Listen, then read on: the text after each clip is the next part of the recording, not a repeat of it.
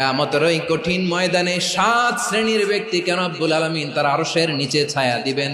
তার মধ্যে প্রথম শ্রেণীর ব্যক্তি হলো ইমামুন আদিল, যে ইনসাফের সাথে বিচার করে, যে জাস্টিস সমাজে সার্ভ করে, যে সুশাসন নিশ্চিত করে, ওই ইমামুন আদিল। আদিল শব্দটা বুঝছেন না? ইন্নাল্লাহা ইয়া'মুরু বিল আদল, পাইছেন? আদিল। 7 শ্রেণীর ব্যক্তিকে আল্লাহ তাআলা সুশীতল আরশের নিচে ছায়া দিবেন, যেদিন তার দেয়া ছায়া ছাড়া কোনো ছায়া থাকবে না। এর প্রথম হচ্ছে ইমামুন আদিল, ন্যায়পরায়ণ শাসক। চিল্লায় বলেন সুবহানাল্লাহ।